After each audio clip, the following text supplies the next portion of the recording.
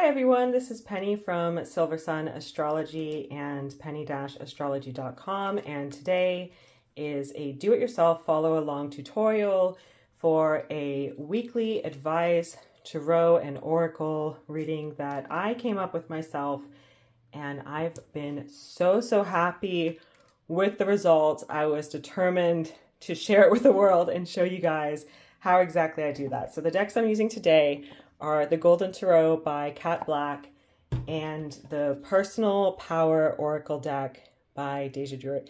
I highly recommend this deck for this type of weekly advice reading. I absolutely love the affirmation cards within it. It gives you a short phrase that you can easily remember and associate with each area of your life.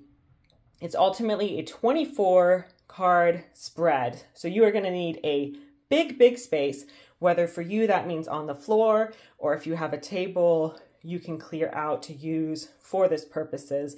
And then just go through all of the usual steps for preparing your space for a tarot reading, whether you like to smudge beforehand or do some sound healing, do some meditation, whatever you do to really clear your energy and clear your space for the purposes of this reading.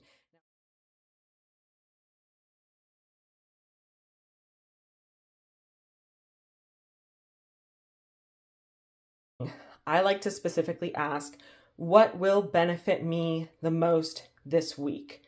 If you by some chance wanted to focus on a specific goal instead, you are welcome to do that. But I find it helps more to just ask what will benefit me the most this week. And that way I'm not missing any opportunities and I'm not focused on something that doesn't actually serve me, because I'm human and sometimes I make mistakes, and sometimes the person that I think might be really good for me really in truth wasn't, and I shouldn't have focused on them as much as I did. So again, I just ask what will benefit me the most this week, and then we see in each area of life. I did shuffle both my decks separately, so they're mixed now because I pre-shuffled and I already did the reading. There's a longer video where I show the reading in real time and I show the interpretation of the cards, but this is just for you to, learn to do the reading and to follow along with me. So you'll go ahead and shuffle, each of your decks separately. And then ultimately, when you lay the cards out, you're going to lay out a what to do and a what not to do card here, and put a oracle card next to it. And if you want to skip the oracle part, maybe you don't have an oracle deck yet, you can go ahead and skip that. Or if you want to wait for this to come in the mail, I'm not affiliated with Deja Druid in any kind of way. I know this is a great deck for this purpose. And what we're really doing is this uses the 12 houses of astrology. I have other videos on my channel that explain the 12 houses of astrology. And this is the first house, the second house, the third house. And the different houses of astrology all represent a different area of life.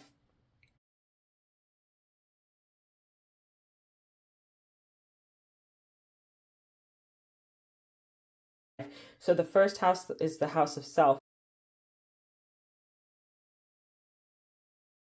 And then we have the what to do and the what not to do card. So when I journal this, I like to write down, first of all, the date, and then I write the number 1 for first house, and then I do a plus sign for which I always put on the left. And then for the what not to do card, I put a minus. And then I'll write the name of the card, and I'll write my intuitive impressions about what I'm being cautioned to avoid for the what not to do card, and what I'm being told will help whatever situation presents itself throughout the week. So go ahead and do your interpretations for that card.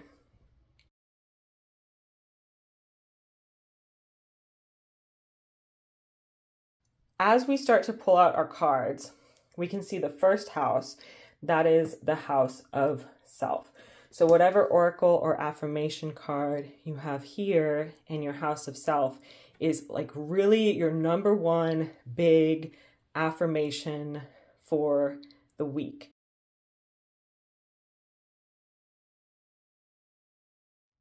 And then next we have the second house, and the second house has to do with resources. So again, we put the number 2, we put our affirmation for resources and what to do and what not to do. And if you want to see the example of my interpretations for the cards, there's another video that I'll link in the description where I do that.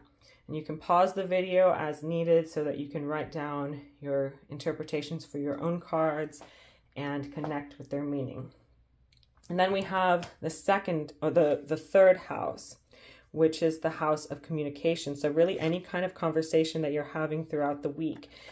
And I also like to really pair the affirmation card with the advice card, so I know what kind of energy I'm trying to focus on this week in the area of communication. Like, what kinds of communications do I need to have? How do I need to be directing the conversations? And then like, what types of things do I need to avoid? And usually when you have this card that's like telling you what to avoid, you're getting this card because it's something you're going to feel inclined to do at some point.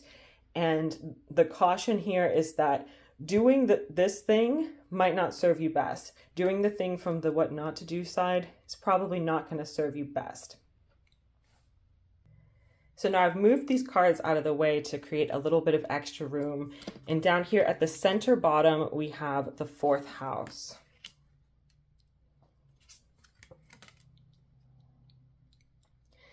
And again, we're going to put the number 4, write down our affirmation, a plus sign for the what to do card, a minus sign for the what not to do card. And the 4th house is the house of home and family. So anything going on within your own home, it could also be in relation to your parents, and any forgiveness that needs to happen, or any boundaries that need to be set regarding family members. So also, as you're going through this, you can combine the meanings of different houses. Like the first house that's over here to the far left, this can affect every other area of your life, because this is just like your personal self. And then in communication, well, you've got communication here, and then you've got family here. So if you're in the middle of the week and you get a text message from someone in your family and you're trying to figure out how to respond to it, you can refer back to these cards here and these cards here, and that'll give you an idea of how to handle it. The same will apply when we get up here to the 11th house, which is the house of friendship. When we're dealing with friendships, we can look at the house of communication and the house of friendships to figure out how to have healthy friendships. Okay, so next, this is the 5th house.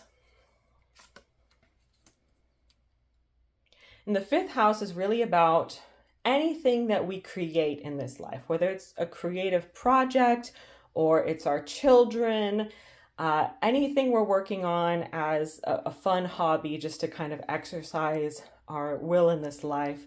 It can also do with flirtation and anything that we're doing for fun in our free time. So this being the house of home and this being the house of children, anything going on with kids in your household, you can look at these two to figure out how to best handle the situation. Next, we have the 6th house, which is just your regular daily, everyday life.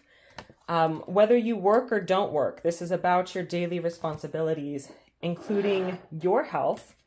It can also include the health of your pets and taking care of your pets. So again, I would combine that with home and daily routine. So you get advice on that. So for example, if I was thinking about beginning a new exercise regime or challenging myself in my physical fitness in some way, I would look at the advice cards that I get here to see basically like, what do I think I need to do in this situation? And I would pair the advice with whatever it was that I was planning to do. And I would especially look at the caution card here, whatever the caution card is. And then the advice card should be stuff that help you within your daily life and help things go more smoothly. And then whenever you start to experience a trouble, any kind of resistance within your daily routine or your daily work, you can repeat the affirmation within your mind or just remember the card that you drew here. Next, all the way to the far left or the far right, we're running out of room, but this is the 7th house, and the 7th house has to do with any kind of partnership. So we're going to lay our cards out there. The partnerships include business partnerships, romantic partnerships, close friendships, everything of that nature. So you're going to write the number 7 and put your cards down for that. Next, we have the 8th house. The 8th house is about cycles, and most of the types of cycles that are represented by the 8th house are things that are so big that they don't necessarily apply to the course of the week. So most often when you're doing your advice reading for the 8th house, it is going to have to do with how you are processing things on a deep emotional level. But other things the 8th house can represent are sex, death, taxes, really anything that's a cycle that comes full circle. It can also have to do with how you are sharing your resources with other people in your life.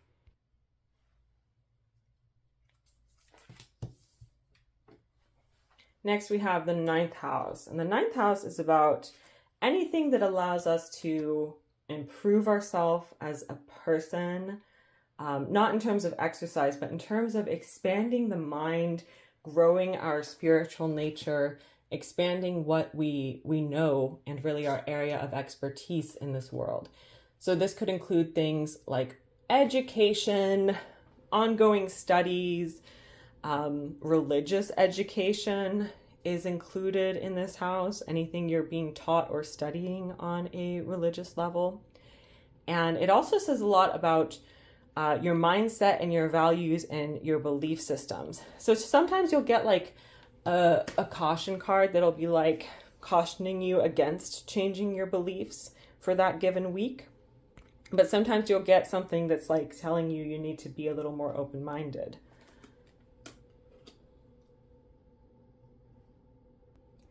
Next is the 10th house, and that has to do with career as well as long-term goals.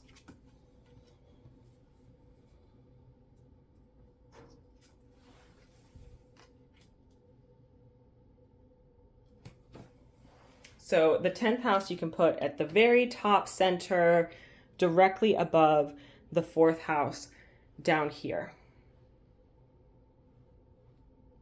Now, weekly advice for the 10th house can include things like how you are presenting yourself to the world, how you're approaching your long-term projects, and also what you are manifesting or building for the future. So this 10th house here is really going to have a lot of connections to the 6th house here, because the 6th house is about what we do in our everyday life, and the 10th house is about the long term. You can also connect it like, this is what I'm working on home, in a way my home life is my foundation, and then this is what I'm presenting and contributing to the world. For really any of the top houses, like these become more about what we are presenting and contributing to the world. And then of course, how we communicate also affects our career. So we could look at this and be like, okay, well, this is what it's saying my goals are, or this is how I should consider the goals that I'm working on right now. And then this down here is likely going to be how I should communicate my goals. And if you work with other people, then this 11th house here will include your team that you work with. And this is also friendships and community. Any type of community. So you could be getting some advice for team building related stuff over here in the 11th house. But again, you have to consider all the houses that are involved in any given situation. Like if a friend is asking you for money, well, you look at the 2nd house advice and you look at the 11th house advice because both of them are relevant. And then if you determine that it's not a good week to help your friend out financially, then you're trying to figure out how to break the news to them, right? So you refer back to the 3rd house advice. And finally, we have the 12th house. So that last little bit of room you have, you can make some space for the 12th house cards.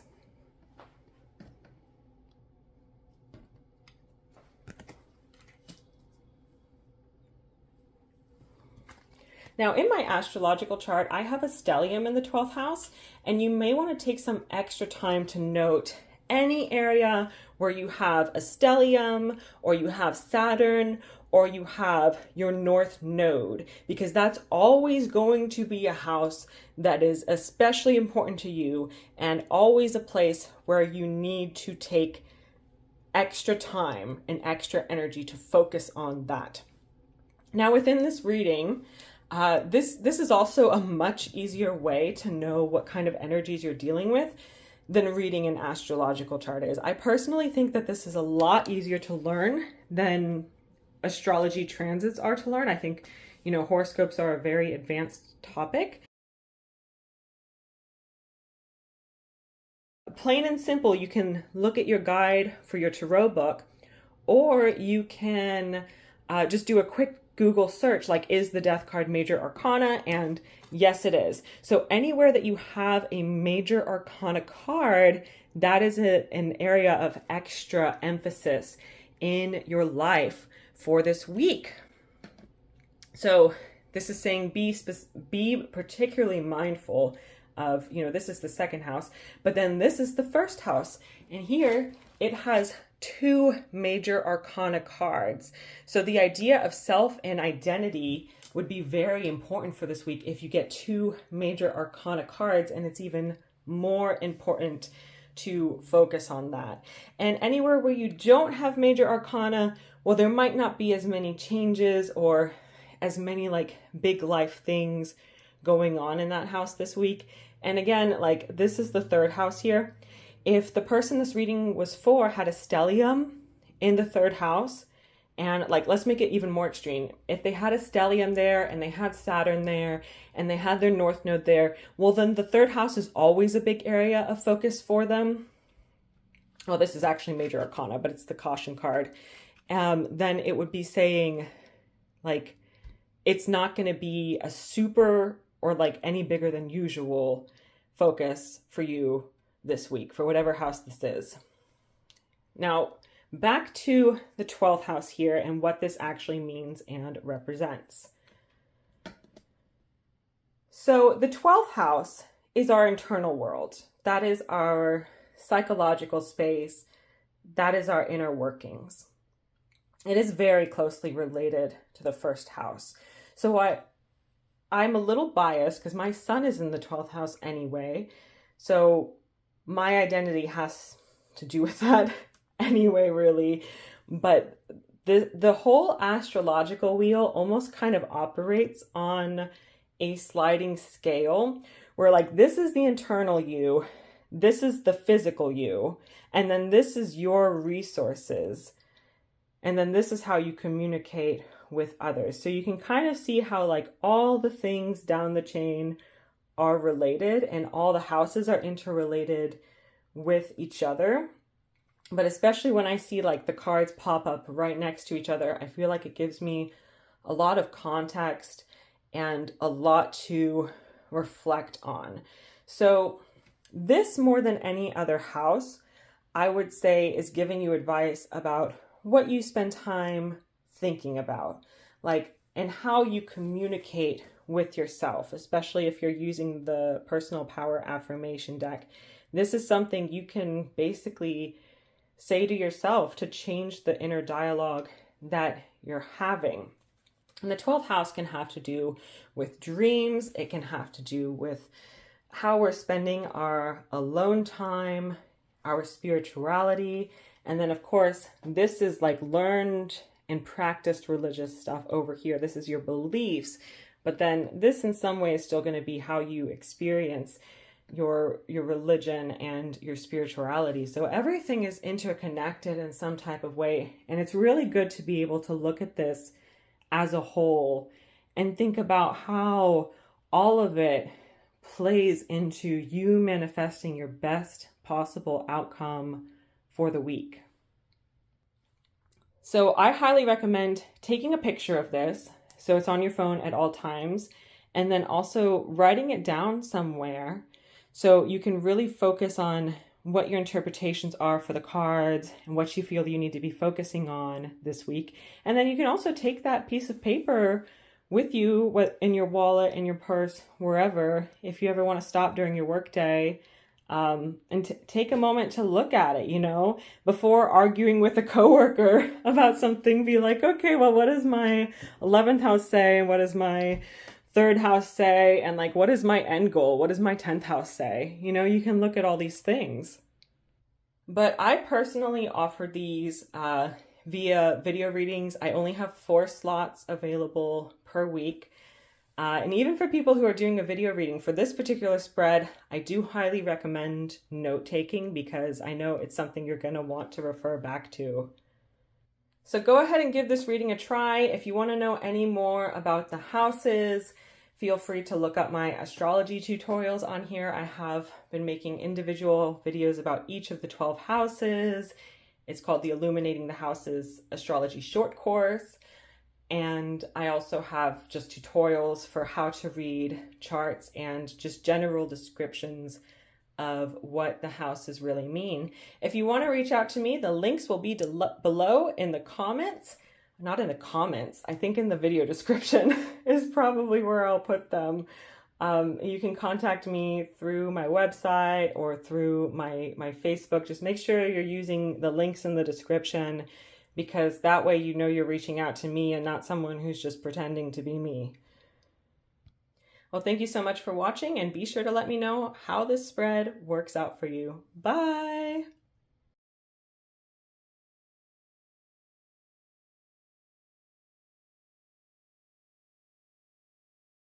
Now I am going to move the camera around some because I couldn't get it angled in a way that could show this entire big spread and still have like the cards actually be visible.